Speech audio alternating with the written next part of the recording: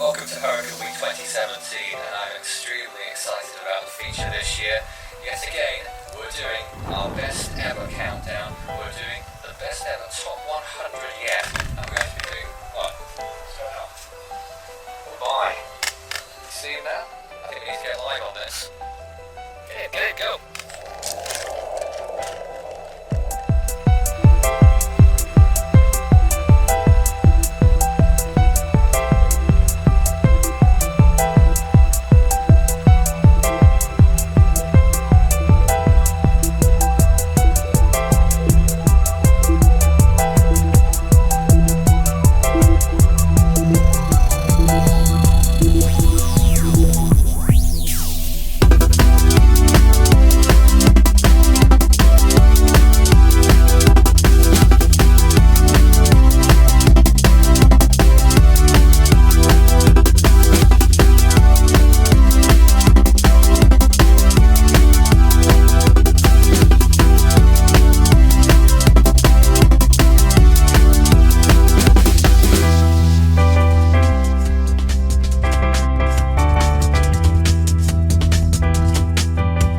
This week, you'll get to see all of the most historic storms in the world through our Top 10s feature.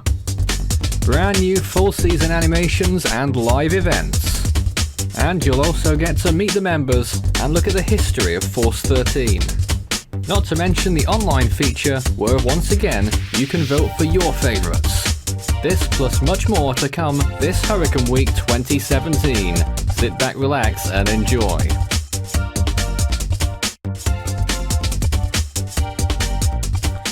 Yes, it's that time of year again, and when everyone else is freezing themselves to death outside, it's when Force 13 starts its Huracan Week proceeding. Huracan Week 2017, it's day one, and we're here yet again. It's another fine, fun-filled feature this year, at least I hope so, but I hear a little birdie told me that hardly any of it is actually finished at this moment in time, but we'll go on regardless.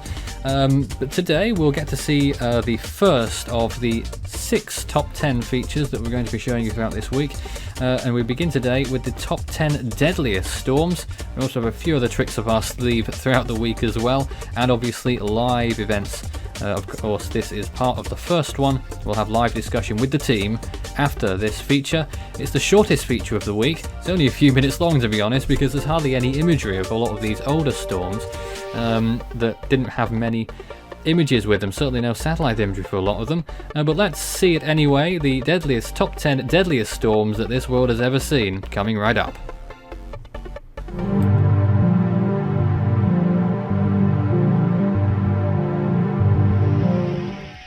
At number 10 is a storm that nobody's probably ever heard of. It's the 1911 Bay of Bengal cyclone, which was at least a Category 1 on the Saffir-Simpson scale and impacted the Ganges River Delta. Obviously that spot can lead to a lot of problems, and it did in this case as well, with no less than 120,000 fatalities.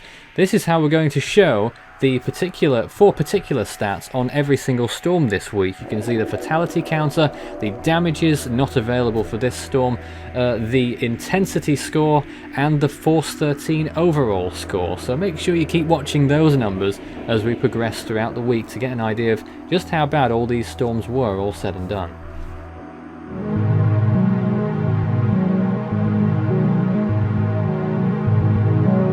Now on to another April cyclone, this time the Bangladesh cyclone of 1991, one that may be a little bit more familiar to our viewers. If not, here it is.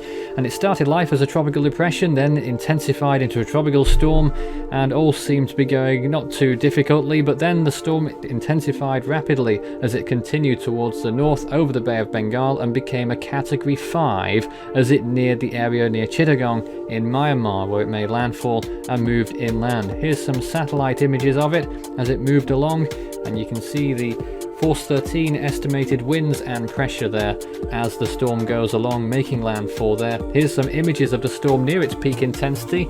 Some debate as to the actual intensity of this storm, and these pictures may lend support to the argument that maybe it was more than 160 miles an hour. We'll let you decide.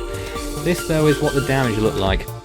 And along with the huge amount of deaths that it caused, there was loads of flooding here as well. You can see probably the Ganges River Delta area there being affected yet again. 138,000 fatalities in total, and a strong storm that caused $1.7 billion in damages and scoring 40 on Force 13's index.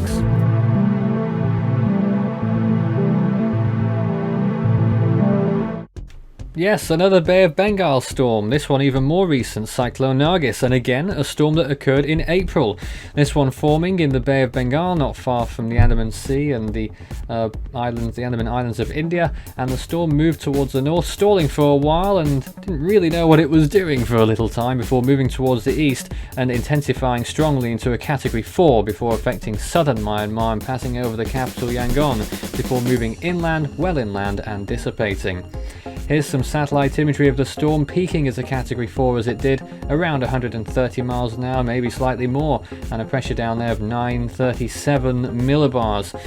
Obviously, Nargis is possibly quite fresh in the memory of some people, but for those who don't know, it was a very disastrous storm for the area, particularly in southern Myanmar, and it caused well over 140,000 fatalities.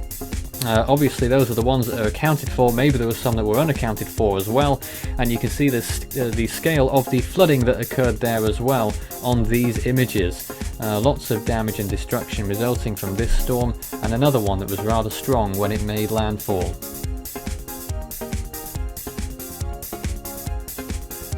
So here's how it looked. The total fatality count 146,000, 10 billion in damages, and Force 13's score gives it 33.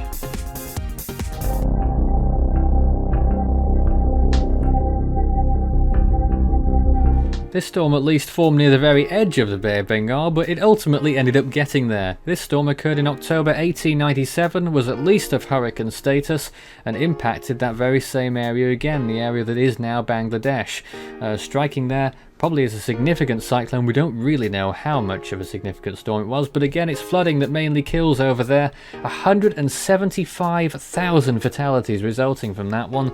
The cost of course is unknown, and another forgotten cyclone gets a score of 13 on Force 13's index.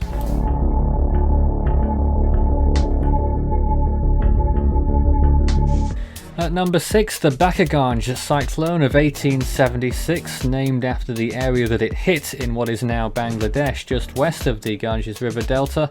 This one was at least a Category 4 storm with around 130 mile/hour winds before it made landfall over that delta and moving inland. Needless to say, this was a very deadly storm. Some say 100,000 fatalities occurred from the storm itself, and another 100,000 resulted from the diseases brought by the storm. Costings are unknown, and as is the case with a lot of storms with lack of data, Force 13's score is a little bit lower than what it ought to be at 19. And we'll have your top 5 shortly. First, we're going to take a brief intermission, and by doing that, we're going to be showing you one of our new animations that's come with Huracan Week. So it's a little bit special, but it's going to be presented as a standalone video eventually. Now you're going to take a look at the 1932 Atlantic Hurricane Season animation, created especially for this feature.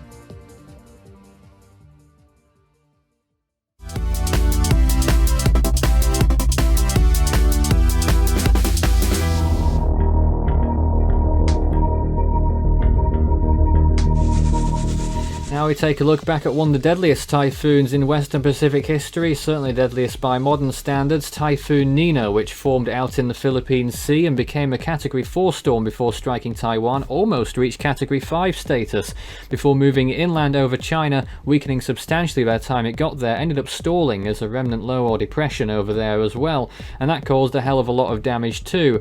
What was the worst thing that happened from this storm? You probably know the story about all the dams failing over in China as a result of the storm's downpours. There are some questions as to whether it was a communications error or a structural defect, but it resulted in all those dams being breached, and the flooding began in China and reaped a remarkable death toll.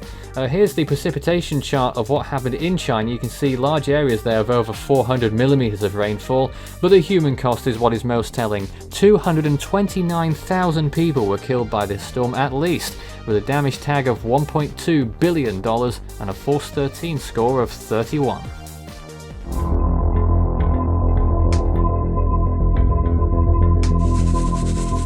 As ghastly the death toll as Nina's was, the 1881 Haiphong typhoon was arguably even worse depending on which source you use, affecting the Philippines first as at least a Category 2 storm and then moving through the South China Sea. These intensities are estimates only, being at least a Category 3 in the South China Sea and affecting the Haiphong area, moving towards the north and then the northeast.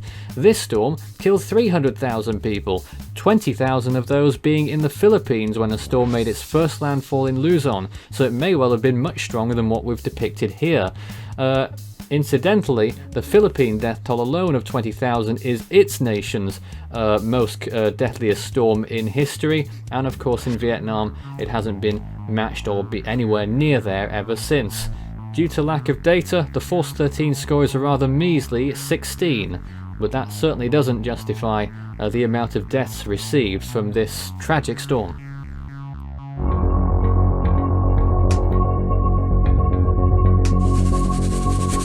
We couldn't begin to estimate the intensity of this ferocious cyclone of 1839, the Karinga cyclone, which impacted the Andhra Pradesh region of India with no less than a 40-foot storm surge, the likes of which has probably never been seen in the area anytime recently or since. 300,000 fatalities were reported in this storm. It completely wiped out ports and cities along the coastline, and because of so little information, we haven't rated this on our index.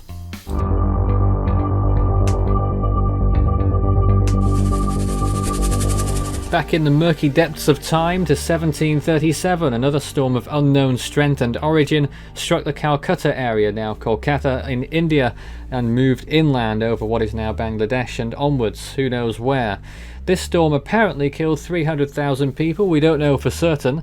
However, this storm also was so strong that the Europeans at the time thought at first that it was an earthquake, but it was actually a cyclone, is the common belief today. Another dreadful storm that we thankfully weren't there to see, not rated on Force 13's index.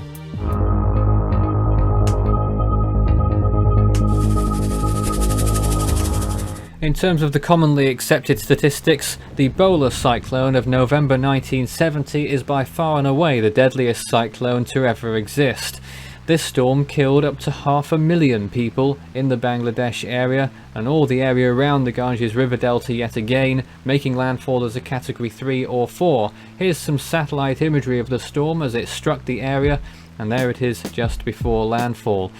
It's remarkable reading up on the reports of this storm. In some areas, some significant towns and cities of 200,000-300,000 people, the fatality rate in some of these cities was up to 46%. Unbelievable from this storm, which killed up to 500,000, 86 million in damages. I expect that's probably actually a lot more. Force 13's score is 27. Well, that's the first and the grisliest top 10 feature done and dusted, and we've got plenty more where that came from throughout the week. Well, now we have two more features to show you, the first of which is the point during what you'll find during the days, at least the first 4 days of this week, where we'll be talking about what's been going on in the last year. We'll be starting off at December 2016 in the first part today, up to February 2017, and I'm sure you'll see in the video that it was a pretty quiet time of year. We struggled for things to talk about. Take a look at this. Welcome to our first of 4 installments of the Storm Summaries feature for 2017. Myself, Nathan Foy, and our panel of people are here at hand right now to talk about what's been going on throughout the last year. And the first part covers all the storms that happened. Well, I say all the storms, there weren't actually that many. The storms that formed between December 2016 and February 2017. I'm joined by Craig at the top right hand side of your screen, also by Marcel at our bottom right, and a new guest who may introduce themselves. Who knows? Hello! What's your name? I don't think you can see me. I know. I've got a little glitch here. I don't know if that's the same with... Go ahead. Hello, my name is Gabe Davis. I'll just introduce my name. Excellent. And we'll be talking about what happened in December 2016 through February 2017 in this installment, and the answer is not very much at all, because the Southern Hemisphere had remarkable amounts of quietness throughout that season. I don't know if any of you wants to make any points on that particular feature, really, and how it was so quiet before we get onto some individual storms. Well, mainly the point was of a reasonable explanation of how to say it was so quiet was we were in the battle between a dissipating El Nino and possibly the formation of a La Nina. So technically, once you get that to happen, it just ruins the entire cycle of how the Southern Hemisphere and everything else decides to behave. So when you have that happen, because that's why 2017 started off as very, very quiet, and how 2016 ended quiet. It really did. And I guess we may as well just jump straight into that first feature that we had, and probably the biggest notable feature that we had during that period, and that was Typhoon Nok 10. that happened towards the end of 2016, at the back end of December. A Christmas Day storm, pretty much, for the Philippines. I remember as we were doing lots and lots of coverage, and it came at the worst possible time. Here's an early picture of it developing. Let's see what else we've got in this slideshow here. There's another one of it developing. That's early stages there, moving towards the App and Palau. There it is, getting stronger, Craig. What do you think of that? That's during its rapid intensification phase.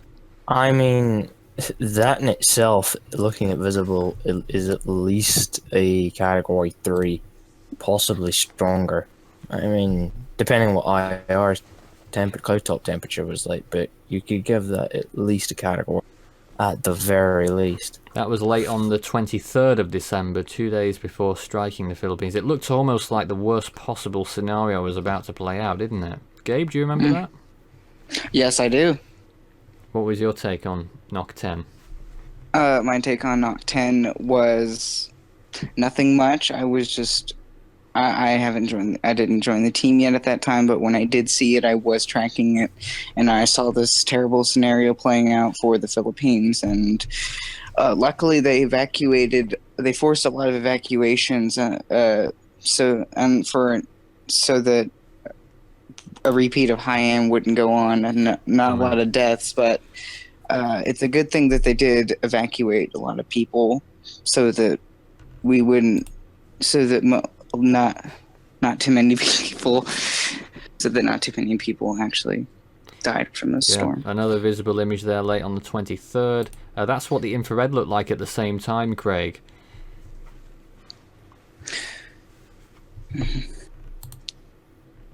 I'm sorry, but how that was surprisingly and rather horrifically judged as a category.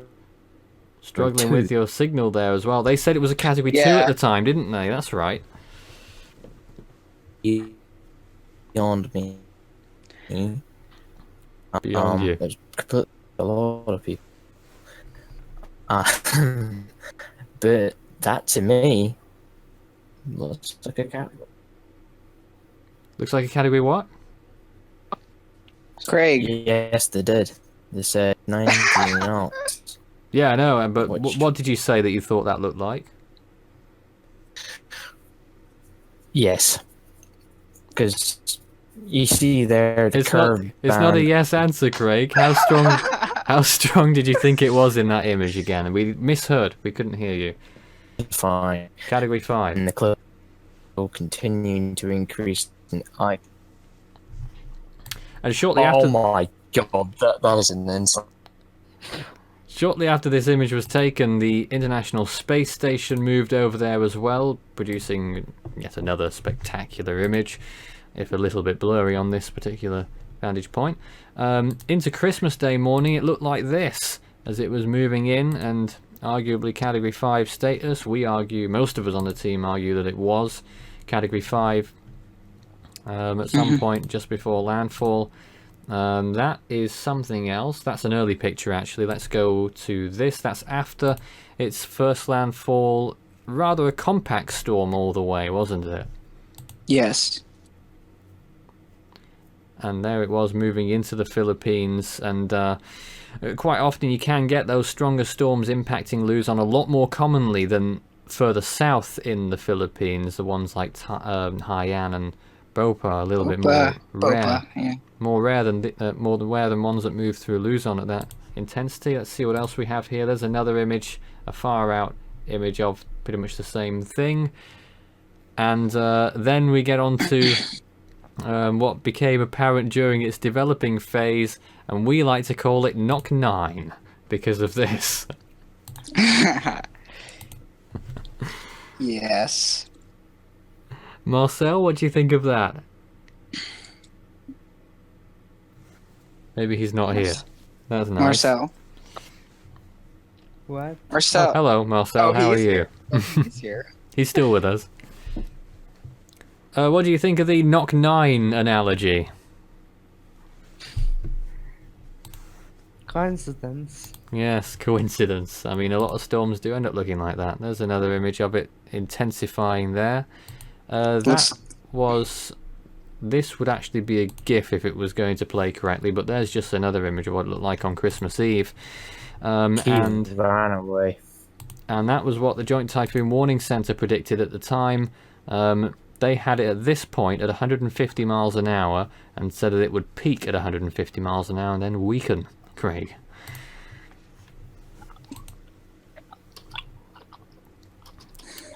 But they got that a little bit wrong. So that is what Knock 10 looked like. We're having some difficulties with Craig at this point, I think. Sorry. Oh. We're only catching bits and pieces of him right now, sadly.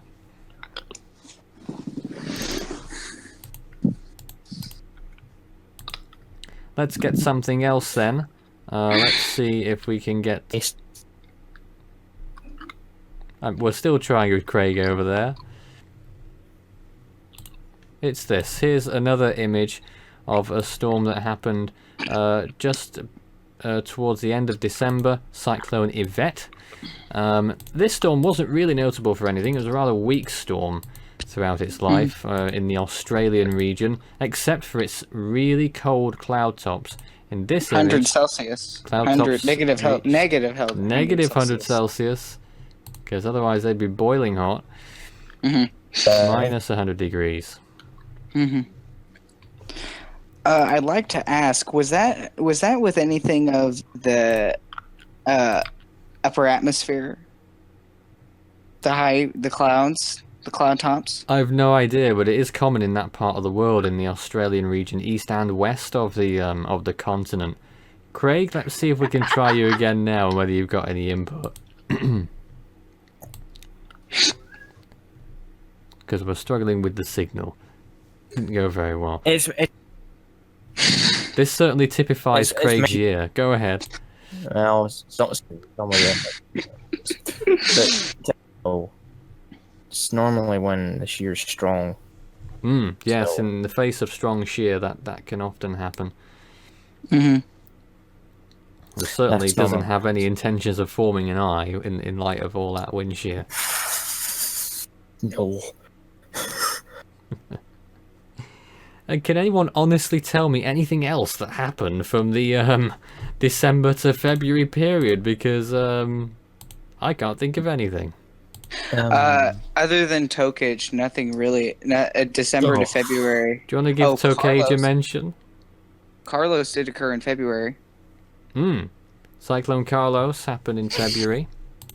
Yeah, and I think Dineo happened in February. Dineo happened in February. Anything? I'm not sure if anything else did. We can talk about those two for a minute, but Tokaj, other than just really forming and affecting the Philippines, it didn't really do much of anything except just drop lots of flooding rains, if I'm not mistaken. Yeah. Let's take a look at the track of... Nope, not that. That's my documents. There's Cyclone Carlos, the track of Carlos, forming I there can't on see you. February the 3rd, and then moving through towards the south, and giving the islands a run for their money, really, didn't it? Yes, they did. Actually, I did over your live streams. We did do a live stream or two.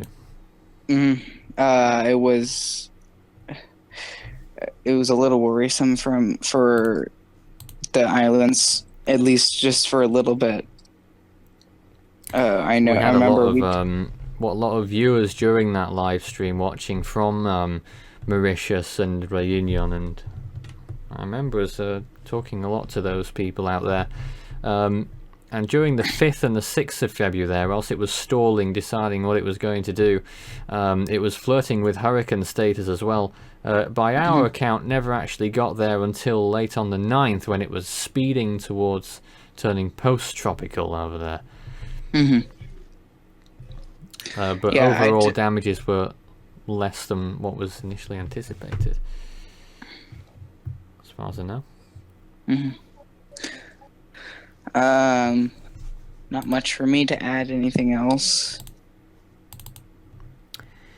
And then, following that, we had, of course, Dineo. We'll get a picture of that up in just a moment.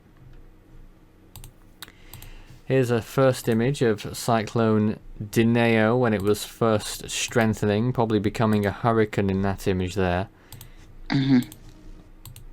There it is, developing a little bit more beautiful visible imagery from India's, what's it called? INSAT satellite, or whatever it's called. There's another one just before it made landfall in Mozambique as a strong Category 1 by our records.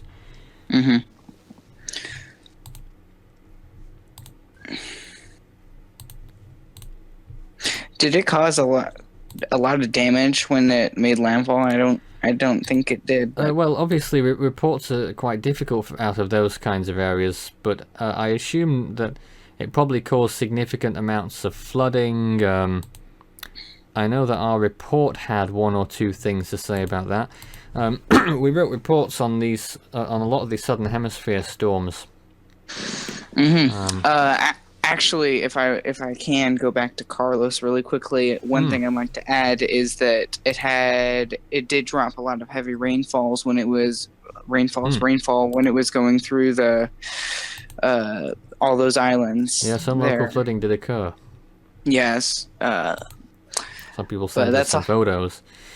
Yeah, but I'd imagine with this tracking over Mozambique, there was probably quite significant flooding there as well. I know that part of Africa has seen really significant floodings in the past from cyclones. And just one more photograph going back here. This is it well inland, and this storm is probably the only storm I've ever seen, don't know about you, Craig, that has remained detectable all the way to the Atlantic coast, which it was, not as a cyclone by that point, but as a remnant low, still survived into the South Atlantic Ocean. And it was the furthest, what was the record for it? I can't remember what the record was now, but had some sort of record about it.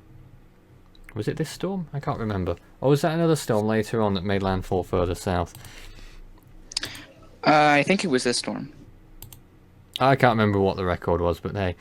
But there it was, moving inland. I'm pretty sure it was, because when I was tracking it, it was it remained a remnant low almost into the South Atlantic, if I'm not mistaken. No, I think that's right. Yeah, I think it made landfall further south than any storm had done since 1984. I think that was the record there for Cyclone Dineo. I think if I remember rightly, it killed something like 80. If my memory serves me correctly. Somewhere around there, I agree with that. I think I recall reading up about something on that, yeah. 80 or more. Here's another potentially contentious point. Cyclone 3S. Some people don't think it was a cyclone. I think it was. There's a track of a very short-lived cyclone there, only got to 40 miles per hour. Very weak, off the coast of Western Australia. It wasn't named, but I think the JTWC recognised it as a storm. Can't remember now, but the Australians didn't name it. The Australians didn't name it, but I think I recall JTWC saying something about it. Yeah, I think they named it. They classified it as a tropical storm. And I think that is almost everything, is it? Well, actually, no, it isn't almost everything. You then had another wacky system in the form of Alfred. Oh, Alfred. Look at this for the track. This isn't an official track either. It's Force 13's reanalysis of Alfred. Looks like the track, what it should have been. Which formed on the 16th of February in the Gulf of Carpentaria, moved inland there, survived as a tropical depression just inland, and it was blowing up massive amounts of convection almost the whole time it was in there. Yeah, it was. Uh, it was. There's. I don't know much to say about this storm, but I do know that that is one wacky track. It's. I've. Is that if I'm seeing that right? But is that is it becoming a? Did it become a tropical storm while While it was inland? inland, yes. By our reckoning, it did. Maybe it's like maybe it was like Sandy when Sandy made landfall. It's like you said, an hour after. It looked the best that it ever did. I wouldn't say that for this one. It reached its peak and it looked the best it had late on the 19th on its third stint as a tropical storm. And then it weakened really rapidly after that and moved. Yes. Really wacky track, it really was. A few other bits and bobs. We also had, let's see if I get the right one, this cyclone. That's 7p. Was that one named? Yes, that one was Cyclone Bart. Cyclone Bart was 7p and it looked like that. A short-lived tropical storm. There were quite a few of those down in the South Pacific in the early months of this year. Passing just south of Avarua there and off towards the southeast, way south of French Polynesia. Yes. Craig, you're back with us. Did you have any thoughts on the storms we've just done just now? I don't know. I think we're still struggling. I think we're still struggling. I just hear it going in and out. Nothing I can Sounds do like to control the signal, honestly. You know, sounds like a fan that's just constantly trying to turn on, but it can't really work. And then we had this gem here. Might have to zoom out on this one, if you can't see it all. Here we go. From this side, you can see a very brief tropical storm spell there, barely 6 hours. That was Cyclone 8p, but it remained detectable as an extratropical storm, wait for it, all the way, almost as far, just off the edge of that image is South America, Chile, which I want to actually put on the image, because for some reason it's not on the image. Wow. There it is. There we go. Wow. That's how far it goes, an extratropical cyclone, after it survived. It was just on its own out there. Mm-hmm. And I'm pretty sure that is all of them. I don't think we've missed any out, have we? I'm not sure. This year has been, in the beginning months, has been very quiet. It In did fact, start ridiculously slowly. We were putting out all sorts of records, information about how it was the quietest start since the 50s or whatever it was. Yes. And then it was the slowest ace producer. I don't really know what it's at the end of the year, but I can tell you that, you know, the Southern Hemisphere last season was ridiculously quiet. West Pacific this season has been very quiet overall. If anything, the Atlantic has been slightly above average, and it's it's the only. We'll obviously get onto that in another section, but it's been like a 2005 year, hasn't it? Oh yeah. It's been very active indeed over there, and it's just been very quiet over there in the Western Pacific and the South Atlantic a little bit. Not South Atlantic, sorry. South. You never know. No, we haven't really had anything there. Mediterranean, perhaps. Mediterranean. Craig didn't like that one. That one. I have no problem. I have no problem talking about anything. Well, we'll get onto that a little bit another time. But Craig, your thoughts on Dineo? I'm sure you have one or two. Well, what is there to say about Dineo? Well, it was quite impressive. It was one of the furthest south landfalling storms in Mozambique. It survived into the South Atlantic. It's already covered. Barely. Well, just because we just couldn't hear you earlier, I don't know if you wanted anything to add. No? I have no comment. Okay, fine. I was just wondering. I can talk all day. Didn't want to leave you without the comment. Oh dear. Well, there we are. that concludes everything from the very quiet period of December 2016 to February 2017. Join us tomorrow when we'll have the next part, which features all the storms that happened between March and May of this year. That's all from us for now. We'll see you again soon. Don't forget to register your votes for the Viewers Top 10, which will be revealed on Saturday. Voting closes at midnight on Friday evening on Force 13's Hurricane Week page, showing you all the storms that you can vote for.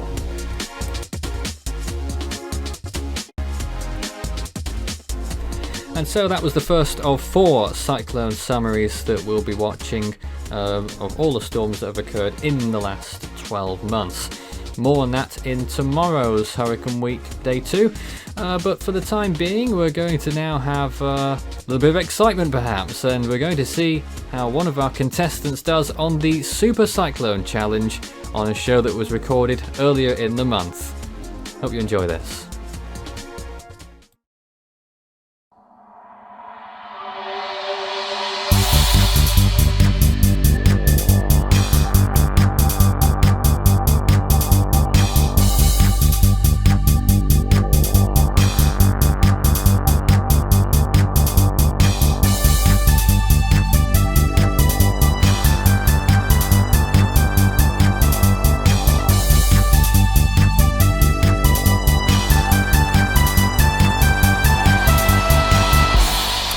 Welcome to another episode of the Super Cyclone Challenge. My name's Nathan Foy and we're going to have another fantastic hopeful in the hot seat. And today, I think for the first time, if I'm not mistaken, it's Hank.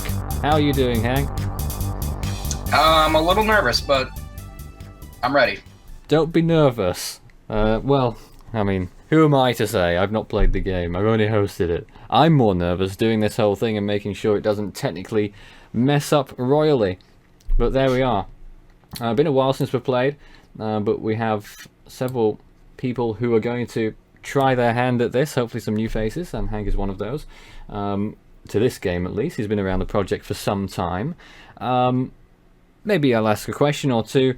What's been your most memorable event in the Force 13 project to date? In terms of Force 13, the coverage of Force 13, Matthew for sure. Wow. The Harvey or Maria weren't really as heavily covered, but those three were definitely three that stick in my mind pretty heavily. Sure. All right. So we've had one or two small changes since the last time we did the Super Cyclone Challenge. There used to be a total of 30 questions. It's gone down to 24. So at each phase, there's still 6 phases. There will be 4 questions, and at the end of each phase, there is a safe zone. So it used to begin where you had 5 questions, 10 miles an hour through 40 miles an hour. The end of the first phase, you became a tropical storm. Only 4 this time. We start at 20 miles an hour, 30, 35, then 40. Into phase 2. At the end of phase 2, you become a hurricane if you get all those questions right. Into phase 3. At the end of that is major hurricane. Phase 4. At the end of that is what we call super hurricane, 150 miles an hour, in contrast with the super typhoon. And phase 5, you get to 180 miles an hour. At the end of there, mega hurricane. No one's ever got that far. And phase 6, towards the end there, maximum 215, at which point we'll just go home and call it a day because no one else is ever going to beat that. I highly doubt that anyone is ever going to beat 215. Hank, how do you feel you're going to do tonight? I'm probably going to get like tropical storm and just go home with that. Interesting. Well, I mean, I don't know. I honestly don't know. Watch me just like fail on the first question, just go home and just not even care. I guarantee you, well, I certainly hope that does not happen. Someone of your caliber should certainly get to tropical storm status. Let's begin then, if you're ready. You will have the lifelines, of course. We begin with 4. You can call one of the Force 13 team members for support. The phone a friend, effectively. The 50-50, flip the question, or the dreaded risk. Do you know what the risk is? Yeah, isn't it like you ask someone else to like take the seat, and if they get it right, then they continue? Indeed. Do you have? We've not really planned this very well. Do you have anyone you'd like to call for the phone a friend if we get that? If we have to get that situation? Anyone you think of picking? Preferably Devin, but he's offline, so. I'm sure Craig will be around. He usually is. Yeah. Or Isaac or someone like that. Let's go with. You can decide if we get to that point, but I'm just wondering. Okay. All right, are we ready to go? As ready as I'll ever be. Let's do it. Here is the first question, worth 20 miles per hour. Let's see how strong Tropical Storm or Hurricane Hank can get, assuming he gets named. Here we go with the first question. Which of these is the strongest? A. Tropical Storm, B. Hurricane, C. Tropical Depression, or D. Tropical Disturbance? Hurricane, final answer. Thank you very much. That is easily a correct answer. And it's 20 miles an hour for Hank. Wonderful. There's some applause in the background. It's fake applause. Hey. Little bit underwhelming, isn't it, so far? Number 2, let's go through these quickly. Let's go through these as quick as possible. Which of these storms was the strongest? A. Hurricane Wilma, B. Hurricane Vince, C. Hurricane Stan, or D. Hurricane Kate? Hurricane Wilma, final answer. Yes, indeed it is. I didn't even start the clock. I knew you'd get that. It's slacking a little bit. Number 3. This is for 35 miles an hour. You're at 30. Which storm hit the coast of Australia as a Category 3 earlier this year? Cyclone Donna, Cyclone Debbie, Cyclone Ella, or Cyclone Greg? Debbie, final answer. It is indeed Debbie. That's 35 miles an hour. Very good. One more separates you from tropical storm status. Plain sailing so far. And here it is. In 2013, Typhoon Haiyan made a Category 5 landfall in which country? A. Japan, B. Philippines, C. Canada, or D. India? Philippines, final answer. No problem whatsoever. We have Tropical Storm Hank. Yay. Of 1997. Of 1997. What was that storm like? And Do you remember? hopefully 2023 if Harvey can get replaced by Hank. We'll be looking out for that one. So, well, I don't know. Would you want Hurricane Hank to hit Texas? No. Alright. You've not had to touch any of those lifelines yet. If you do want to stop the clock for a lifeline without having one particularly in mind, just say lifeline, we'll stop the clock and then you can decide which one, okay? Okay. As we get into the next round, we bump up to 30 seconds on the clock, giving us a little bit more time for thought. And here is the next question, number 5, for 50 miles per hour. Here it comes. Which major hurricane came first? Hurricane Joaquin, Hurricane Bill, Hurricane Matthew, or Hurricane Felix? Felix, final answer. Felix, you say? Yes, that is the correct answer. Well done. That's 50 miles an hour right there for Hank, and no sweat so far at all. Here's the next one. Well, actually, yeah, because this lamp is pretty bright, and it's kind of... My hands are kind of sweaty. But whatever. Yo, you're under the studio lighting. Yeah, very high tech. Oh, wow. Wish we had that. Next one, 60 miles an hour. Here we go.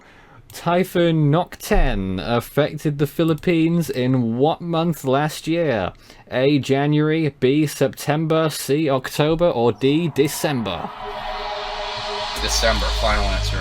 Yes, no problems there. 60 miles an hour. We continue on. Let's get to hurricane status. 2 more to go for it. Here's 70 miles an hour. Which of these storms impacted Fiji in 2016? A. Cyclone Evan, B. Cyclone Winston, C. Cyclone Ian, or D. Cyclone Rewa? Winston, final answer. Yes, Hank's getting bored. They do get harder. It's the correct answer, 70 miles an hour. And here is the crunch for hurricane status. If you do get it wrong, you will go right down to 40 miles an hour. Here it comes. 30 seconds will start on it. Typhoon Meggie of 2010 reached what intensity on the Saffir-Simpson scale? I have a feeling you know this. A1, B2, C4, D5. My final answer. Yep, no problems there. I think the longest time you've had for this so far is 5 seconds to come up with an answer. It's correct. We have Hurricane Hank, Category 1. and the audience are applauding quietly in the background. It's probably my dog in the background more than likely. And now we enter phase 3, so this is going to get a little bit more interesting, hopefully. Let's see if we can provide a little bit of a thought exercise for Hank at some point during this endeavour. There will be 40 seconds on these questions, which is quite a long time to think about things and decide how we want to play this. So here we go with number 9, but I still have a feeling Hank's not going to have too many issues with the next question. How many Atlantic Category 5 storms occurred in 2007? A, 0, B, 1, C, 2, or D, 3? The final answer. What was that? 2. 2. Yes, indeed. I thought you said that, just had to double check. It's correct. Of course, Dean and Felix. Here is the next question then. Number 10 for 90 miles an hour, no less. Once the people of the last series will see you on here, Hank, they're going to get very jealous with the amount of easy questions you had so far. But they are like that for everyone. It has lightened up on the difficulty a little bit. Let's see how we do. Number 10. Ruby was the Philippine name for which dangerous typhoon? Haiyan, Washi, Hagapit, or Ketsana? Hagapit, final answer. You sure? Yeah, okay. It is indeed Hagapit. That's the correct answer. Hank is up to 90 miles an hour. No questions asked. The next question for... I actually got a little nervous on that one. We're starting. 100 miles an hour for the next one. Here it comes. Where did Hurricane Sandy make its first landfall in 2012? A, the Bahamas, B, the United States, C, Jamaica, or D, Cuba? Jamaica, final answer. Alright, no problem again there. It's another correct answer. 11 in a row without any lifelines being needed. Jamaica, that's where Hurricane Sandy first struck, and then went on to Cuba. It might have caught 1 or 2 people out, maybe, who knows. And this is a big one again at the end of this phase. This separates you from major hurricane status for 115 miles per hour. Here it comes. Which, I think you'll know this as well, which modern year exhibited the least amount of Western Pacific cyclone activity? A, 2011, B, 2010, C, 1999, or D, 1997? Oh my gosh, 2010, final answer. You sure? I think you are. Okay, just about got there. Might have had Meggie, but it is the correct answer. The least active in modern times in the West Pacific. Hank, you're a Category 3 major hurricane. How do you feel about that? Neutral. Only the second person to do it, and I'm sure we're going to get more difficult questions now. You've figured this might have been coming. In the next round, you will have 60 seconds for each question.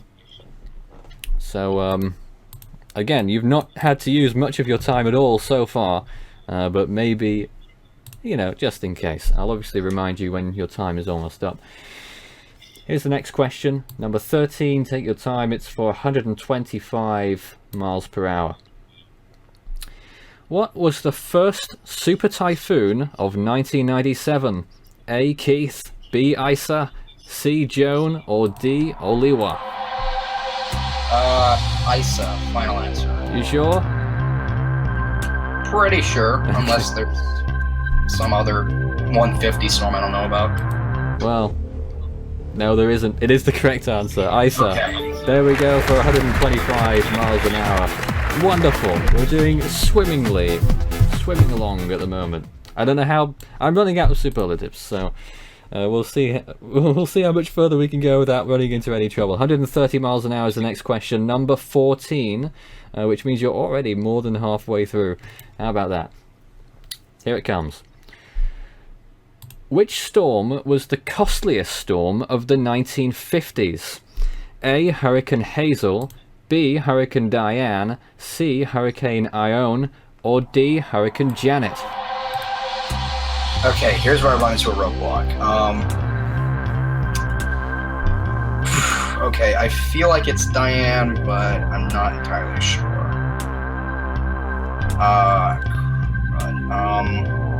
It's up to you if you're going to go for it or to play it safe.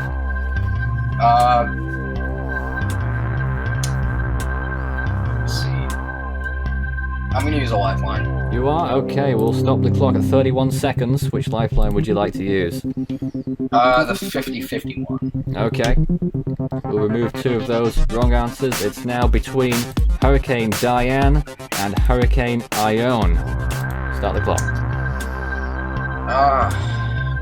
This is not helping.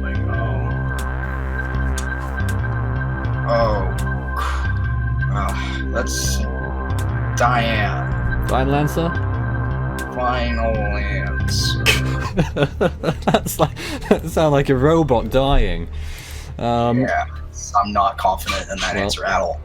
It's locked in. The funny thing is, the other option, Hurricane Ione, wasn't anywhere near. Diane is the correct answer, and you're up to 130 miles an hour. Yeah. I did like part of it. It's like a 4. I think the second costliest was Hazel, and I think Janet was third. I don't know exactly, but I know Diane was first, and it's the correct answer. Very good indeed.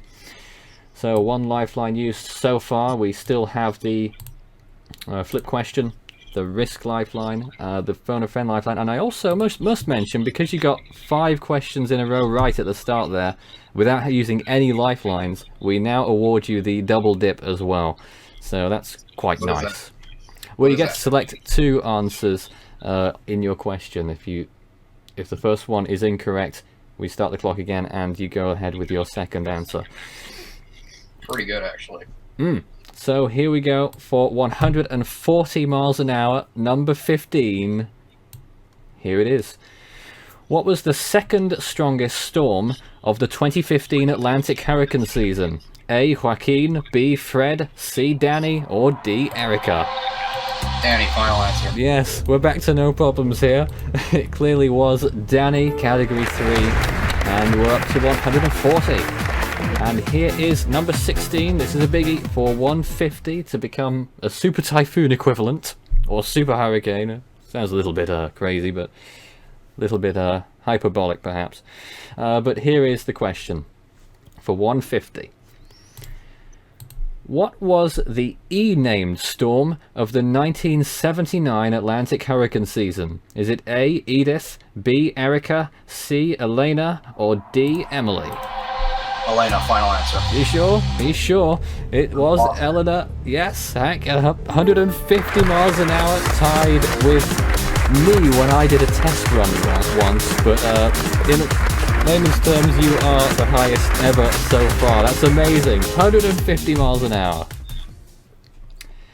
So considering we've done so well so far, albeit you're the first person, the first guinea pig to try the easier game, do you think you're going to get to Cat 5? Possible, unless you give me a question about like what was the specific pressure of this typhoon from 1963.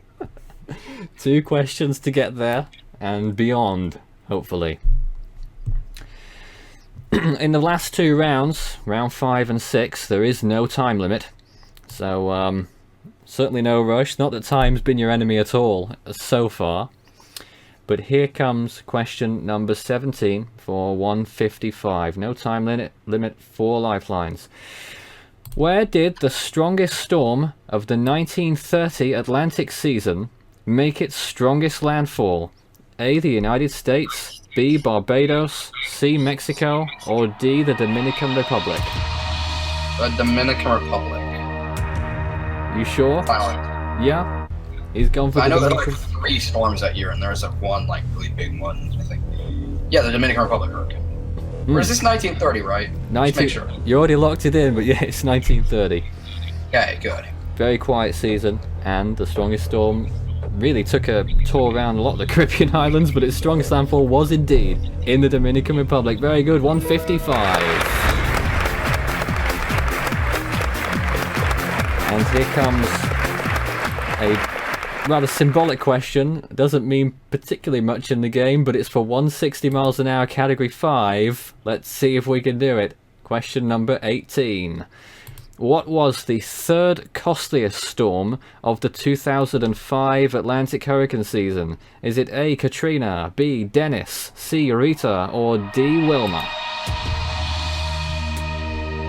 Rita I'm pretty sure it's Rena. Rita. Rena's still active. Yeah, died earlier today. Yeah.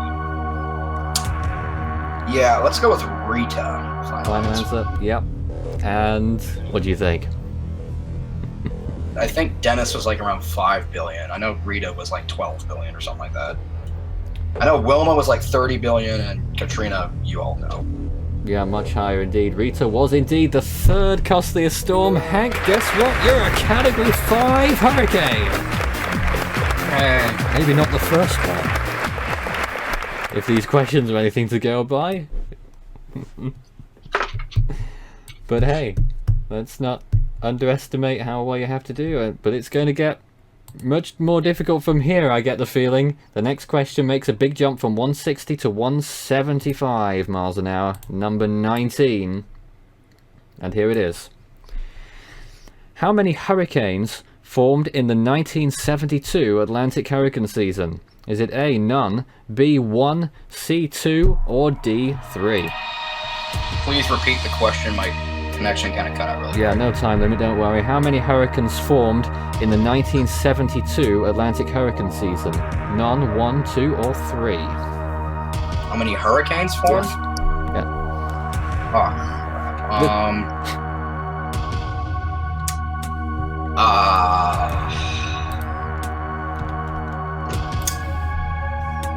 I know Agnes was a hurricane. Mhm. I know that one storm that did like 5 loops off Florida was a hurricane. What's the C name storm? Can I do the double dip? You certainly can. No clock to stop, so go ahead with your first answer. 3. You've gone for 3. It is the correct answer. It was 3. Wait, another life. I know, you wasted it. 175 it is. Unbelievable. It's a West Pacific typhoon, probably. If you were to place your storm anywhere in the world, where would you put it? Who do you want to inconvenience? Don't tell Hypothetical Hurricanes Wiki. Near, like, in the middle of the Pacific, why not? Right in the middle of it. Don't tell Hypothetical Hurricanes Wiki about it. Now on to question number 20 out of 24. We might be here for, we might not need any more contestants if you make it all the way to the end. 5 more till the end. This is for 180 miles an hour to become what I would call a mega cyclone, is for the purposes of the game at least. Here it is. Using local time, on which day of the month did Typhoon Haiyan make its strongest landfall? Was it A, the 5th, B, the 6th, C, the 7th, or D, the 8th? This is the day that I die. It's just happened as well. Yeah. Recording. I have a feeling it was the 7th. Or, it's the 7th or the 8th, I know that. Okay. Using Okay. local time.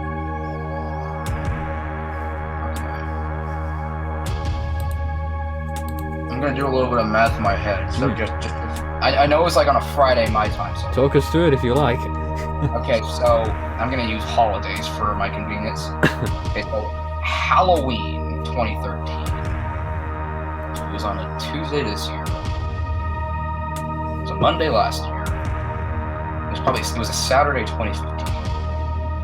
It was a Friday 2014. Thursday 2013.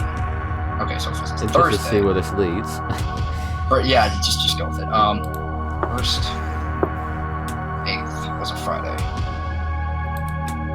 This helps me none at all because I have to convert to Philippine time. Okay, alright. So 14. Okay, so that's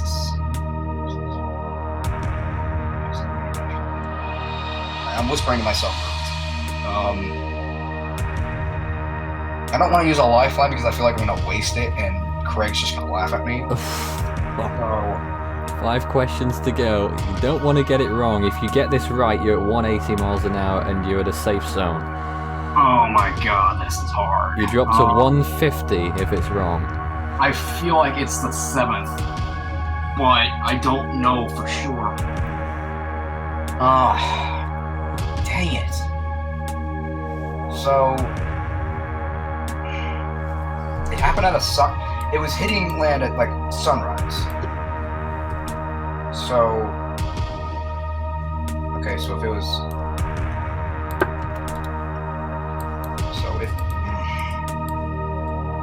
screw it, phone a friend. You're gonna phone a friend. Alright. Screw it. I completely forgot what day it was. Who'd you like us to try? Like Craig would know. You think Craig will know? Thanks looking for this question. Craig, the answer to this question. It is... Where are we? Here it is. Using local time, on which day of the month did Typhoon Haiyan make its strongest landfall? A, the 5th, B, the 6th, C, the 7th, or D, the 8th? Oh, What was that? I'm gonna go. I'm gonna go. 8th. The 8th? 8th? Okay. A few seconds left to confirm that for us. Thanks very much, Craig, for joining us. So, Hank, Craig went with the 8th. What do you think? I think it's... I'm still debating between the 7th and the 8th. Sucks. It really sucks. Oh, God. Very important question. Yeah, I know.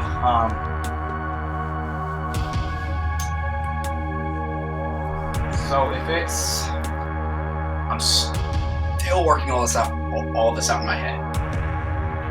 Oh my god, people are gonna think I'm really stupid. Not if you've got this far. Really stupid. I've been spent like 5 minutes on this question. Spend 5 more if you like. I don't. I mean, oh my god. If this is next time, I'm just gonna like. It's gonna be rough. Okay, so I'm still working it out, and I'm really not taking very kindly to this.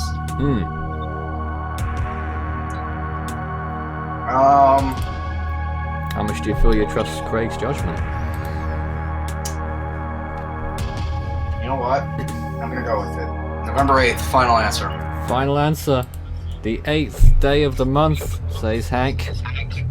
And Craig. And Craig. What do you think is right? I hope so. Got to build some tension somehow. Separating you from 150 miles an hour and 180 miles an hour. Which one's it going to be? The 8th of November gets Hank 180 miles an hour. He's right. Oh my god. The early hours of the morning. You were talking about sunrise. Obviously it was 7th, the afternoon of the 7th over in the US. Would make it early in the morning on the 8th. I just couldn't remember if I was like, what? Because I remember I was on my way to like an academic tournament, like the day, like of or after Haiyan. I just couldn't remember which. I remember watching on my like monitor, like seeing radar imagery of it. Unbelievable. I just couldn't remember which day it was. Wow. So, thank God it was the 8th. Well, how about that? Hank is 7th my time. 7th my time. Hank is the first person to ever make it to stage 6, which is the final stage here. It's a new revamped Super Cyclone Challenge, albeit, but he's still there on his own merit, clearly. And here are the stage 6 questions. Oh my god, okay, I'm gonna stop in that position. It's gonna get tough. 4 away from the grand prize and the strongest storm in the world. Will he get there? Well, he's only got 2 lifelines left, if I haven't been mistaken. Yep, the question flip, which can be very useful, and the dreaded risk lifeline. That's the one I'm going to stay as far away from as possible. Okay, well, here we go. Not going to get any easier, I'm afraid. You can walk away at any time, don't forget. Should have mentioned that. But There is effectively no risk if you play because you will be guaranteed 180, and this question will help you to 185 Irma intensity. Yay. Here it is. Which of these 1946 typhoons was the deadliest? A. Typhoon Maggie, B. Typhoon Charlotte, C. Typhoon Priscilla, or D. Typhoon Corrida? What question, please? He's gonna flip the question. He's no idea. Told you it'd be difficult. Oh, I knew it. I knew you were gonna give me some question about some obscure early typhoon season that I don't know anything about. Only near the end. Yeah. Let's get a different question. You'll be thankful that this isn't quite as old as that. Here it is. 185 at stake here. Which storm made landfall furthest north along the coast of Nicaragua? A. Hurricane Edith, B. Tropical Storm Hannah, C. Tropical Storm Paula, or D. Tropical Storm Matthew? I have absolutely zero. Not supposed to, I don't think, up here. Okay. Top at the top, you know. Okay.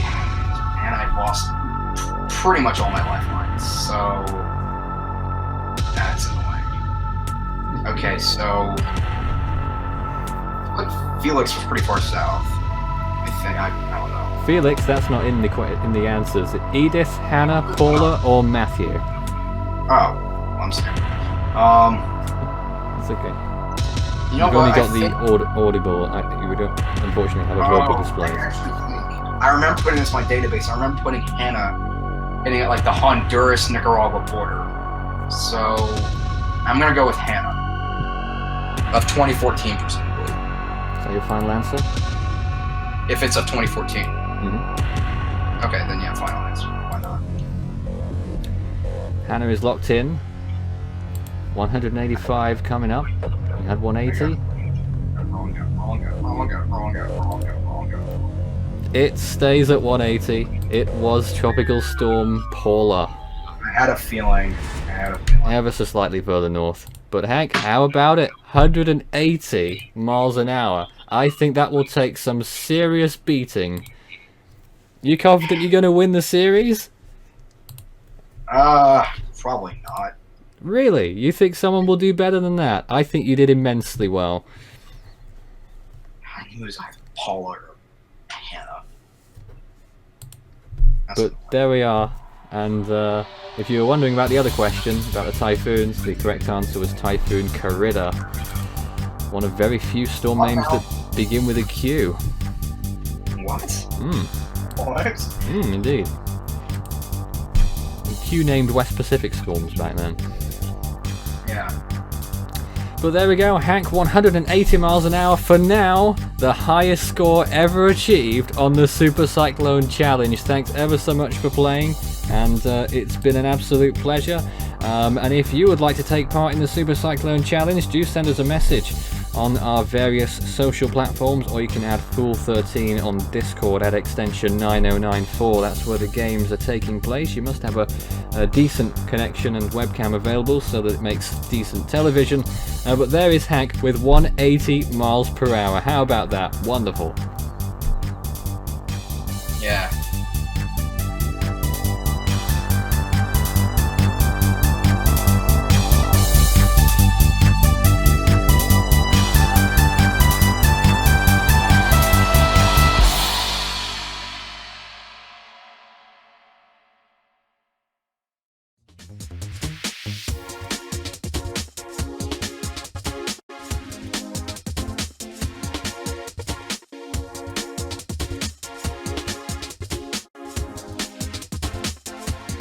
How odd, I wasn't expecting that. Here's my face now. I was expecting myself to appear talking to you, but it appears that has not actually happened. So we've got the backing music, but we're not anything else. This is live, and we're here to talk about what's been going on in the last hour or two that you've been witnessing here on Force 13's Day 1 of Huracan Week. My name's Nathan Foy. I'm joined by our team live at this moment. Can they hear me? Yes, we I can. can hear you, Nathan. Oh, good. Can people hear me? Yes. Oh, there we go. I'm appearing now. Am I? No, I'm not. Okay, I'm here again. Just had a random slide appear in front of me. I see it. That's Cesar laughing in the background. No, Nathan. Shut Not up. hearing. Yes. And there's not much to see on their end, so you got to look at my ugly face for a while. Now we can start looking at the comments. I'm sure a lot of people are very excited, and we've got around 45 minutes here to talk about what's been going on and whatever else we want to talk about, and you know, do a little bit of housework or whatever we want to do. There's obviously storms active out there, or supposedly. I don't know if anyone wants to talk about those. Here's who we have in the room right now. Quite a lot of people. Dane, Hank, Craig, Isaac, Cesar, and Gabe. Wonderful. Since we've not yet, since we've, it's not that funny. Since we've not yet heard from Cesar, let's talk to Cesar, because we've not heard from him in the storm summaries or anything like that. Anything to say? Well, yes. First of all, hello to everyone. Yep, that's useful. I've been busy doing homework and stuff because college and final exams and that stuff. But happy to be back again. And yes, we have some storms active. Well, kinda in the southern hemisphere. If anyone does want to talk about those, we can. We'll also take any comments that we've got in the chat box right now. Send them in. Start your message with Force 13. If it gets busy, it'll light up for me. Go ahead, Cesar. I think you're finishing off. Yes, we have tropical storm Sempaka. If I don't know how it's pronounced, that weird name. Anyone's guess. Sempaka, whatever.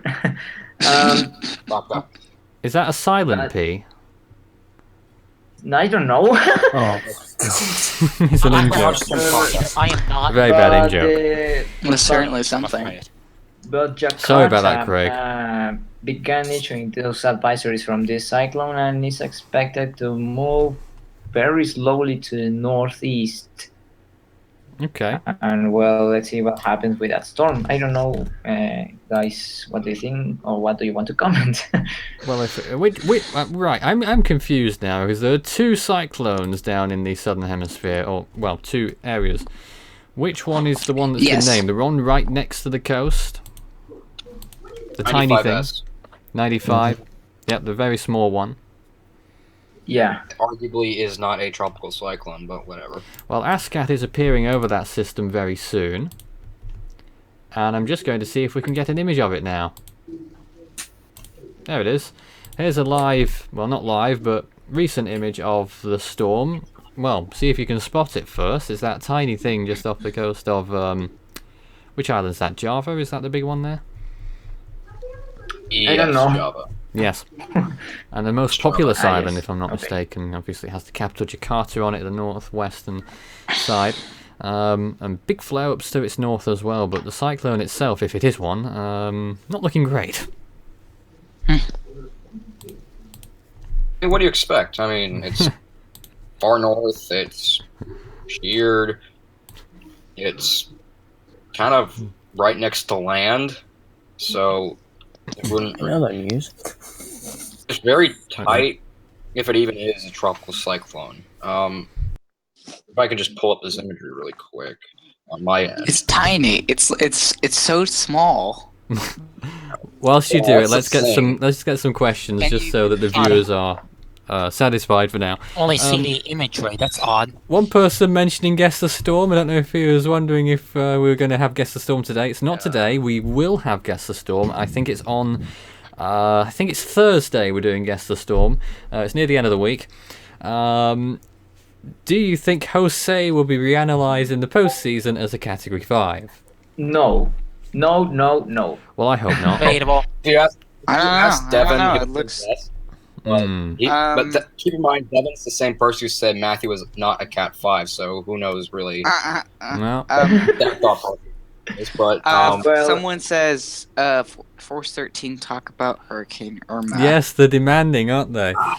Well, Yes, they are. Hurricane Irma was a storm that did exist in 2017 Atlantic hurricane season, and I don't think I would really say anything else about that until the Storm Summaries Part 4, which is going to be on Thursday evening. I think just everyone wants it to secretly be 200 miles per hour. You know that on the live stream they were just shouting No. 200 mile per hour. Don't go Irma." there, please. No, no. Oh no, that would be bad. That would be bad. Yes, No, that no, would be, no. wouldn't it? Any no. possible development in the Atlantic? Question mark. No. No, It's practically it's But if ending. it was, The you season will- is ending Would have heard practically, about it by so now. hopefully we won't see any tropical storm activity in the rest of the year. And if that's Well, the who case, knows? the Atlantic hurricane season animation will be out by December 4th or sooner, hopefully. As Another far as I question: know- which day does Sorry. voting close? That's on the Hurricane Week voting for the viewers' top 10. This is how it's going to work. The voting closes at the end of Friday night, midnight UTC, coming into Saturday morning. Saturday night, we will reveal what the top 10 is. So that's nice. If anyone has any guesses as to what the top 10 will be, you're probably right. Now, Oh, wait, Harvey. I would guess Harvey and Irma are definitely Patricia's probably on there too. because Wait, wait, recency. Bo Patricia. well, I'll Oh, leave yeah, it open yeah, to definitely. everyone, and don't forget that it's down to you watching. You can change the vote. Obviously, I will not tell you what the voting scores are at present, but I can tell you that there have been over 1,000 votes so far, which is remarkable. 1,027, Oh, no way. I believe. And I am aware. I need to point this out actually. There is some some people, not all people, have some sort of glitch on the voting form as to they don't know whether it's been sent or not. I can assure you that every time you press submit, the voting form has been sent as long as you fill in the captcha at the end. The screen after that should confirm what you voted and then take you back to the page, but if that doesn't happen, obviously it will get a bit confusing, but all of the votes are being received as normal. We're also being told to talk about Maria. What Oh, about Maria? Well, Hank has had quite a few things to say about Maria recently, I think. The one scale of the storm that damage, made us all deprived of storms and just wanted everything to stop, pretty much. and probably caused 500 deaths in Puerto Rico. Everyone was tired during Maria. Well, right now the confirmed Very. deaths are 103, but yeah, there are some. Higher than articles- 100. It's actually lower than that. It's 55 confirmed in Puerto Rico and 26 in Dominica, so it's like 70. But it's like that's not including indirect deaths. Ah, So okay. it probably be a lot higher than that, I think. Yeah, 55 in Puerto Rico. it should be much higher for indirect deaths. Indirect, I think, both should be higher, really. I mean, Agreed. really, it's not. Yeah, it should be. It's not really a question of if. It's a question of like Unfortunately. when are they going to. When are they I gonna saw reveal? I saw a report from like a news source that said that this could be as high as 500 in Puerto Rico, and that's not including what happened in Dominica and the West Virgin Islands. I think it's So, at like 583 or something like that. They are saying that it's That's what the report 583. said. It's reported, but it's not confirmed yet. Is it- And oh no, Sorry? and unofficially, Maria is the third costliest on record as well. But of course, we don't know with certainty. In Puerto Rico. Yes, all I don't see. Wait, practically almost all the Which- damage of Maria was in Puerto Rico, 103.14 billion approximately.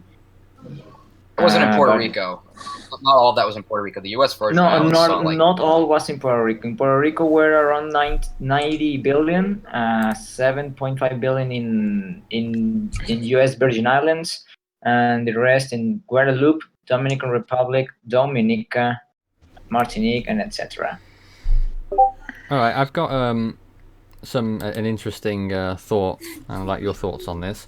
The viewers' top 10, obviously, I've already said it's going to be released on Saturday.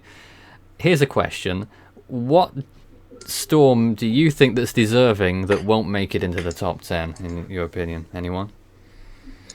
Katrina. Katrina? think people You don't will. think Katrina will make it into the Katrina. top 10? I think it's been overshadowed heavily. It was There's second people second feeling, last oh, year. Ike Oh, and Igor will probably get overlooked. Sorry, what? Ike Ike? and Igor will Ike. probably get overlooked. I can who? Ike and Igor. Igor. Ow. Well, Igor. I mean, I don't think many people Well, will vote for Igor. I don't think that's very deserving of top 10. You know, top 10 storms in history. See, Just There's in a just in lot. case anyone 2010. isn't For aware some of reason, what those two came to mind. just in case anyone isn't aware of what the other top 10s are this week, tomorrow it's going to be, I should know this off the top of my head, but I actually don't. I know that on Wednesday it's the top 10 costliest storms. I think tomorrow is the top 10 strongest storms. Let me just confirm that. No, it's the most intense storms tomorrow. Then the costliest storms on Wednesday, the top 10 strongest on Thursday, and then on Friday it's Force 13's top 10. And as I say, it's the viewers' top 10 on Saturday, so that's all very nice. Got plenty of other features coming up as well. You already saw the 1932 Atlantic Hurricane season animation with 1 or 2 little extra features in there, which we'd love to hear feedback on. We have 4 more full season animations to come this week, including 1 worldwide season animation, which is quite cool, and plenty more besides. Anyway, there was a question. It was about, what was it? Probably about retirements. What storms do you think? Well, general retirement conversation about the Atlantic. What do you guys think? 3, Irma, Maria, and Harvey, Maria, easy. I think. Honestly, well, I think that the amount of storms that are going to be are just going to be a lot. Probably almost around as much as 2008, maybe almost as much as 2005. I think I there think will that we'll be see- I think we'll see 3 4 this year. retired names. We'll get 4. I say think 4 because probably Ophelia Yeah, could be Ar- retired actually. Because we have Harvey, No. we have No. Irma, we have You think Maria. Ophelia will and be then we have retired? I think Ophelia will be retired. I think maybe. Ophelia could be I don't- retired. You've Ophelia. got to be It kidding me. definitely could be. Well, I don't really Ophelia, think that. Craig's shaking his head. I don't think Ophelia is going to get it. I think what I think Well, is going to happen. actually- I think it's going to be Harvey, Irma, Maria, and Nate. I say Nate because of the impacts on Costa Rica. Costa Rica got got slammed. demolished. They It got hit bad by Nate. Really Costa bad. Rica is very sensitive to that sort of stuff because they don't get Yeah, you hit by have them a very decent often. share. What the president tell. did of Costa Rica, he declared a national day of mourning. That's something they've only done Maria, twice I during could see. floods from Tropical Storm Alma They did what? and the floods They did. from Hurricane Otto. Wait a minute. What did they do? President They declared did- a national day of mourning. Something they only did for the flooding from Tropical Storm Alma Yes, and from the yeah, flooding true. from Hurricane Otto. Both storms ended up being retired, so yes, I don't see Maria, Nate getting anything else. I mean, U.S. impacts weren't all that bad compared to what No. Okay. everything else, but Yeah. I mean, Costa Rica is probably Those going to are be the the one. names for me. The thing with Ophelia is that it was extra tropical when it hit. Now, people could argue Sandy was also extra tropical, but Sandy also did a lot of Had damage. Like, Sandy hit Cuba as a Cat 3. And you hit Cuba as a 3, Oh, yeah. and also caused a bunch of impacts in the United States before it transitioned to an extra tropical cyclone. Yeah. So, I mean, $75 That billion. Can't really let that slide. Just so, want to stop you there a minute for Isn't some that- questions. Are you going to show the 2017 Atlantic Hurricane season in Hurricane Week? Sadly, no. But we do expect it will follow shortly after Hurricane Week, hopefully on Monday next. And are you going to continue doing worldwide satellite animations? Well, that was something that Jason did on our channel. I don't know what he's said about that yet, but I think he was waiting for new imagery to arrive to do the more worldwide satellite animations. Well, people are always, talking about the damage statistics and stuff. A lot of people think Irma will be more damaging than Maria, which I find a bit odd. I don't really see that. I don't think so. I don't think so. I mean, Irma did hit more places. Damage, actually, it could be because damage Depends in on how you see it, really. Florida could be as high as 110 billion. I read somewhere, which is higher than what Maria did in Puerto Rico and everywhere else combined. So, I mean, it's possible, but more than likely, Maria will end up at a higher toll. That neither I don't think will pass Harvey. Harvey, that's a high bar to pass. Trying to do the work in for it. Yeah, it's you'll see more on that later in a time on Harvey as we talked a bit about it, but yeah, that's almost $200 billion estimated. That's a big price tag to try and surpass. In fact, if that toll tag is true, that would make Harvey the second costliest disaster worldwide.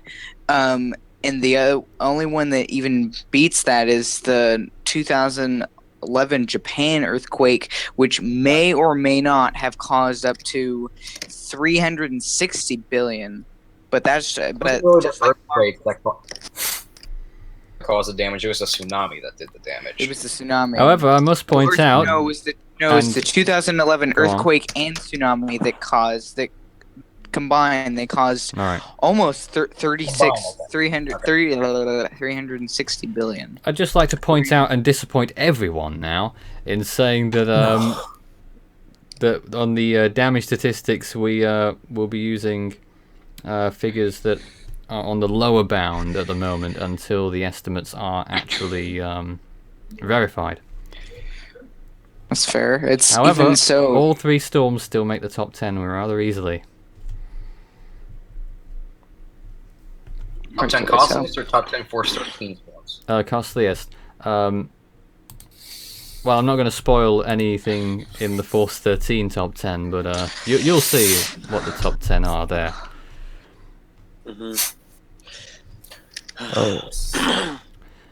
So question then, let's have a funnier question, I guess. What was the most pathetic storm of 2017? Philippe. Philippe. TD4. Well, let's see. We have a lot of decisions. Yeah, this is actually a tough question. Shocking. Actually, I know which one. I know exactly which one. It's that subtropical storm that was never identified. Which one? The one that was down. The one that was down by Chile. That one, yes. Hank. Yeah. We'll be talking about that tomorrow. I know. It's just I was. We'll be talking about that lovely system tomorrow. No. Yes, you'll see. Yes, you'll we see already have Craig. It's been recorded. Said is don't spoil.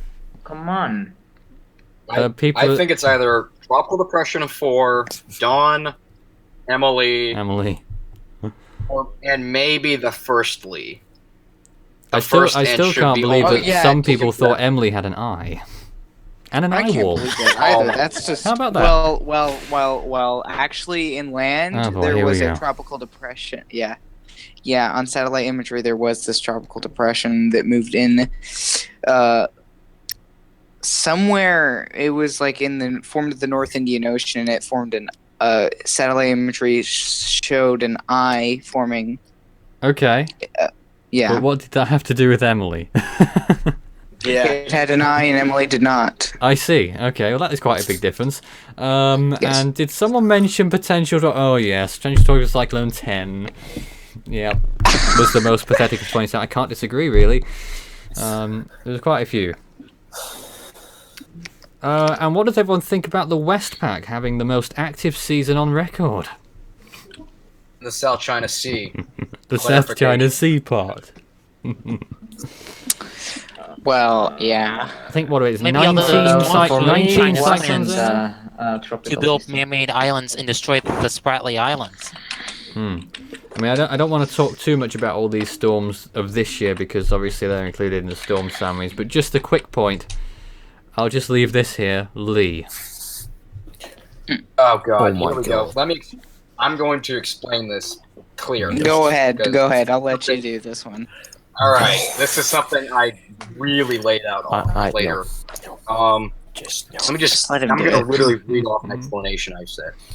Okay, so let me explain what happened. So when the first lead dissipated, it moved westward and then northwestward across the central Atlantic. On September 21st, all the mid-level energy associated with the storm became centered farther south of the remnant circulation of Lee number 1. Why is this, you ask?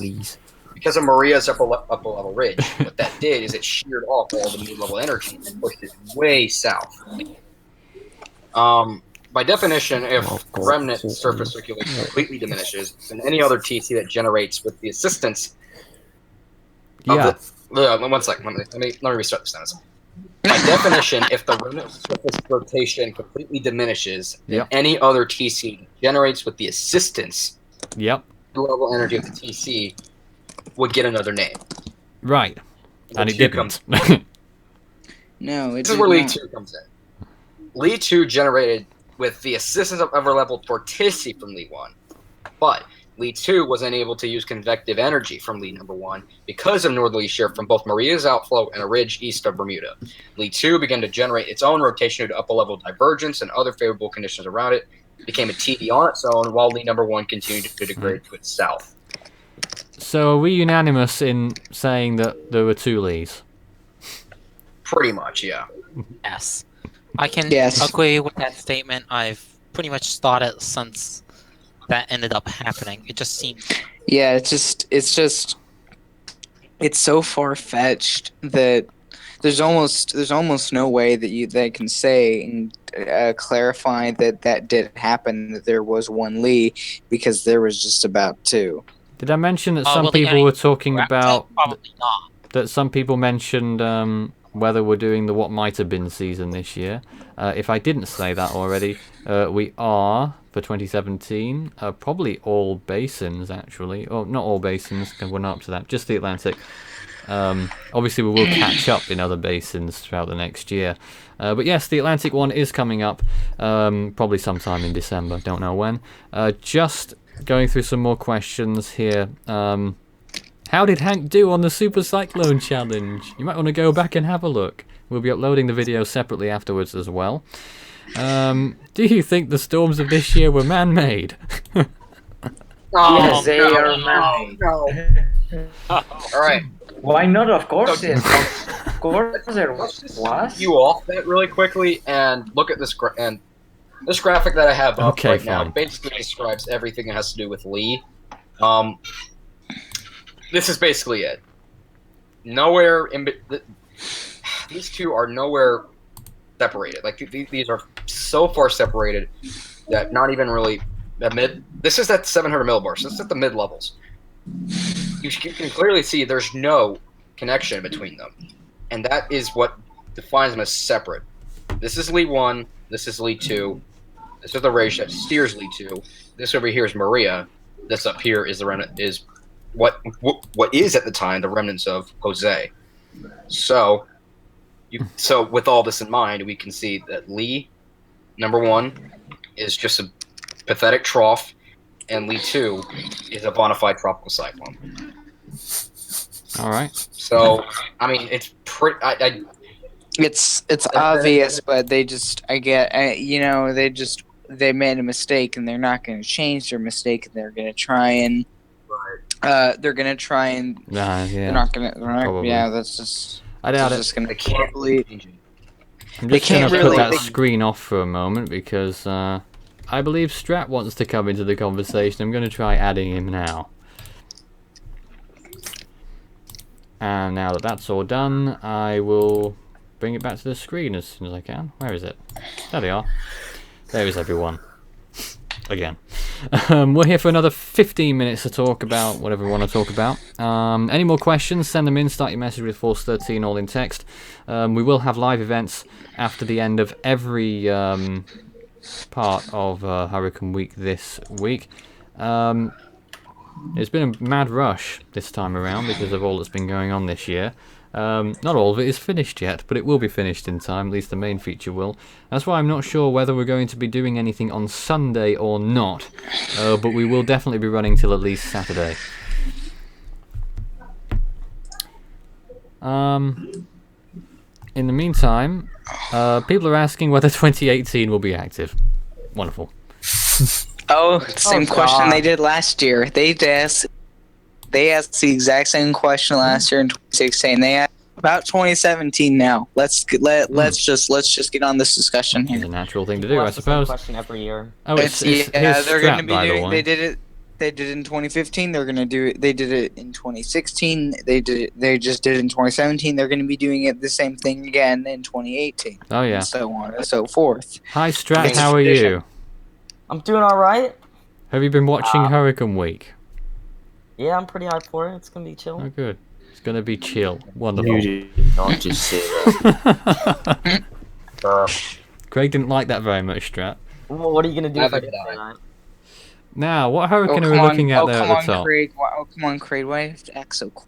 What hurricane is that? I can't tell from here. Like, Oh, Numa? looks like the Mediterranean system. Numa? Oh god, it's Hmm? that thing. That's Numa. Yeah. Yeah. That's, Oh no.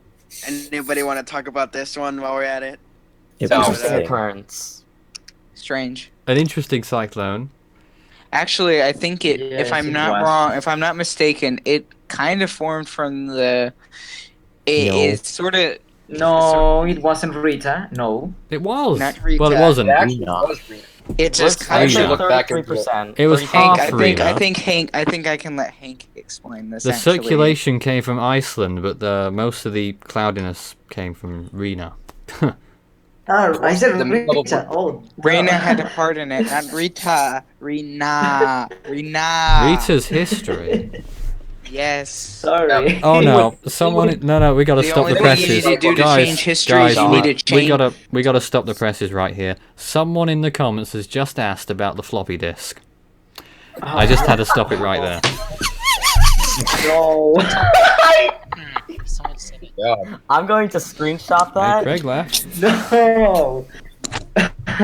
I'm gonna screen share just for the purpose of showing us this. Let's move on. Anyways, getting back to the whole. Hey, blooper reel, guys, doesn't come until Saturday, just so you know. Here's the floppy disk right here. Here's the question. Was it Does Friday? someone want Whatever to it is. explain the floppy disk? No, No. we're not going to explain the floppy disk. Anyways, I'm gonna. I think No, it's Anyways, let's get back to let's go into the topic. Come on. The floppy disk is so 2015. Well, to be honest, it's 1998. Anyway, Yeah, Never mind. it's the Tango Yes, it's too incident. old. No, not the Tango incident either. My goodness, what you guys like. Anyway, The floppy disk can never be old. Anyways, Well, it no, is. let's no. get back to this whole Rena Numa thing. yeah, sure, okay. Oh, yeah, I'm kind of a buzzkill. I know it's my nature. No, I don't mind. So what happened was with Rena and Numa was that the remnant mid-level energy of Rena, after it became extratropical, it moved north, then east, and then south, like into France, like along the France and Spain border. Moved into the Mediterranean Sea and started to develop some surface vorticity, which became cyclone, quote unquote, Numa. Which I think became a bona fide tropical cyclone. At least, maybe according to satellite estimates, maybe as strong as 60 miles per hour. Yeah, I didn't have time to analyse it because I was busy on Hurricane Week, but take your word for it for now. It looked pretty good. That's just my estimate. Impressive to see such a system. It was regardless. certainly gaining tropical characteristics. That much is true. I mean, I don't know. I can't say either way at this point. Border actually tropical, more subtropical than tropical, of course. But Ooh, here's a it question had that I'd love to subtropical answer. characteristics. Do you think, sorry Cesar, do you think we'll ever see Tip's pressure record be surpassed? I think yes. And some which case- storms Patricia. may have, kidding. no. Some storms may have done that in the past. Don't know. By the way, you're in for a bit of a surprise tomorrow because we think Tip is a little bit more intense than what it actually says. Nathan, which basin do you think would surpass Tip then? Really? Yes, really. Sorry, what? Oh, wasn't Which it like basin would you think would 879 have a pressure stronger operationally or than something like that? 879 millibar? Which basin did you say? Yeah. Westpac, probably. Somewhere in the Pacific. Wasn't Tip 879 millibars operationally, or did I No, remember it- that wrong? No, it was definitely 870 from the beginning. Because Recon What did found you it. guys? It was measured in by a plane, I think. Me personally, I don't think Tip is the deepest storm ever recorded. I think this is my opinion, so Go on. don't do anything. Controversy coming up I here. think that I think that Typhoon Gay of 1992 was the strongest storm ever recorded. And that is in one of our features this week. Yeah, I think I put it out with 205 miles an hour and pressure of 867 millibars. This is using my completely operational and rather crap formula that I've developed to try and actually get a grasp on the correlation between wind speed and barometric pressure. It's very much in its infancy, and I don't feel like releasing it because it probably doesn't work for everybody. You shouldn't. Yeah, I don't think you should. But using that method, I got 867 millibars for Gay. And Devon thinks Typhoon Gay was in 1992. Devon thinks that Typhoon Mike is the most intense storm in the world, doesn't he? Yeah, 1990. I don't really understand why, but that's just... Yeah, it is. It's small. It seems to be too small to be the most intense storm. Cloud tops weren't cold enough, I don't think. I think cloud tops were cold enough. It was just really small. Typhoon Gay, on the other hand, which is what you're seeing on Isaac's imagery there, was a little bit larger. I mean, it's not the largest storm by Westpac standards, but it was sufficient. How big would you just thinking about comparing Typhoon Gay on the image there to Typhoon Haiyan, size-wise, which is probably close. Some people think that Haiyan is the most intense storm ever recorded. Oh, I don't think so. I dispute that because it's probably too low a latitude. Moving really fast, high environmental pressure, and kind of size. However, 413's analysis does say 879 for Haiyan. Anyway, go ahead. That's probably much closer than a ridiculous figure of 895. Yeah, a little high. I actually think the 895 figure is actually pretty accurate because if you think about it, it was moving west at over 20 miles per hour. It was moving in the central very low latitude. Temperatures were at least 12, 13 millibars higher than the average MSLP of the Western Pacific. But its strength, I don't buy it really. It's got to be lower. It's got to be much lower. I don't know. The thing of wind correlation is that it's actually like how wind speeds do affect central pressure, and if it was as strong as it was, it wouldn't be. It would be lower than 8.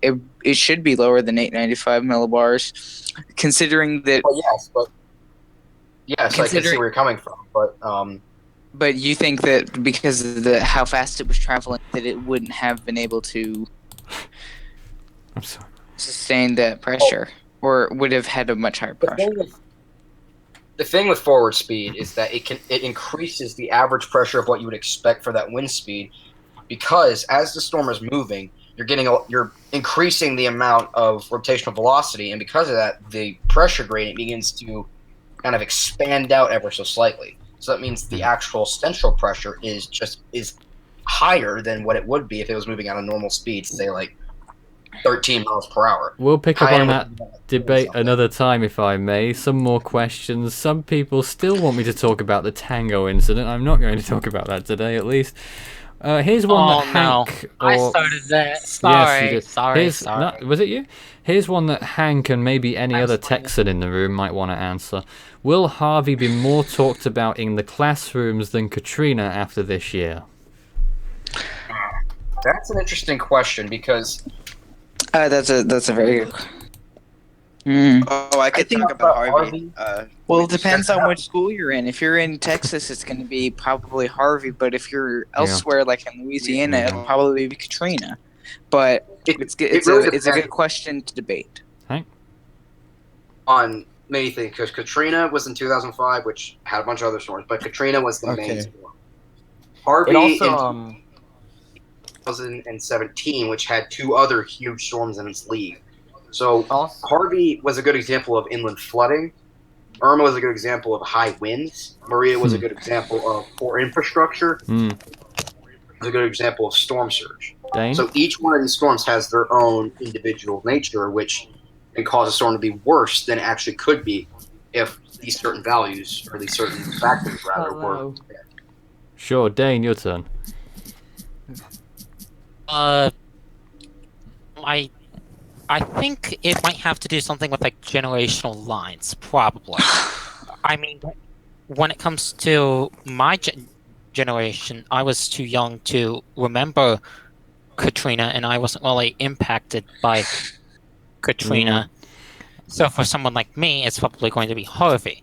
But for someone who's older and physically remembers hearing about Katrina, it will probably be a Katrina for them. Katrina. Yeah, that's a good point. So, Andrew's a good example. so I of think someone- that it might be like a generational line, probably. Based on who can remember Katrina and who remembers Harvey. Memory and history. Yeah, that makes sense. And also storms that hit big metropolitan areas. So, for example, Andrew hitting Miami. Yeah, That could be something that's a big factor. Or say, I wouldn't really call Naples a big city, but Irma hitting Naples, or Harvey's impacts in Houston, even though it didn't actually hit Houston. No, but it Or did just- cause. But it was Houston did get hit. Was definitely one of the worst places they got hit by Harvey, if not the worst place. They got hit by Harvey with all the heavy flooding rains. Well, Exactly. obviously some of the debris and garbage and destruction that just was brought about it, and then the water nowhere to go, it just except up, and that's where and into people's homes, and that's all, and that's what we saw, and as a result people died, and that's why you see like the National Hurricane Center warning people about water, storm surge, rainfall. Rainfall's a thing because it increases. Because you take a place like Houston where that water it just floods in and it has nowhere to go. It just, like I just said, it just goes up and it just floods and it can kill a lot of people. Guys, That's if I something may, that we saw. we'll be talking more about this throughout the week. We're all running out of time, I'm afraid, for now. I just want to get through some more questions. What was the strongest storm ever recorded by wind speed? Well, you'll find out our take on that on Thursday. That's what we're doing the top 10s on then. Do you think Tip's top winds were faster than 185 miles an hour? I have it down as, I think, 193 or something like that. And I think that's about it, but we literally only have about 2 or 3 minutes left if anyone wants to finish on anything here. Well, so far, So Isaac, go ahead and talk, because I've talked a lot. Mm-hmm. yeah. So far, Sorry, it's not a bit... this season has been one of the most destructive seasons, obviously, ever. Could be even potentially either rivaling or maybe surpassing the 2005 hurricane season.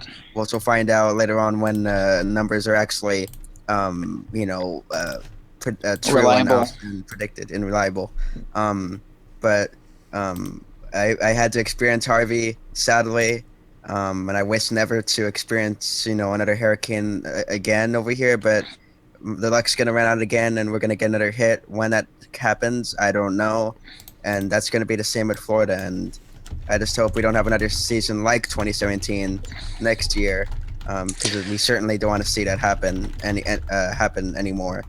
But closing statements. Huh? Climate change could be one of the driving factors behind these storms. So storms like Harvey, storms like Irma, storms like Maria might become more common. Yeah. Because it's not necessarily that the number of storms will increase, but it's the severity and the intensity of the storms that will Exactly. increase. I've heard Actually, that if climate you- change the might bad also thing- go- The bad thing I've about also- that is that the number, like 2013 when we had those minor amount of storms, that could be also be a bad thing in the long run, because the less storms we have, the more chance we'll have of another As active water, hurricane warm season waters, with the sea surface temperatures being ripe for development with inactivity. So in a way, inactivity is kind of a bad thing for the years to come. But anyways, I guess that's what they all have to say, and we're probably going to have to that's go. all we have time for. Well, thanks very much everyone on our team this evening for taking part in the first day of Hurricane Week. We have part 2 lined up for you tomorrow. Same time, same place, 6 p.m. Eastern Time. Tomorrow we begin part 2. That's 11 p.m. UTC, 5 p.m. Central Time. But that's all from now. It's been a fantastic 2 hours, I'm sure you'll agree, and there's plenty more to come. Hope you enjoy what we've got in store for the rest of the week. It's been a lot of work, I can tell you that much. Guys, it's been a pleasure. We'll see you again soon. For Thanks. now, good night. Bye. Stay safe, everybody. Bye, everyone. Night, everyone. Mm.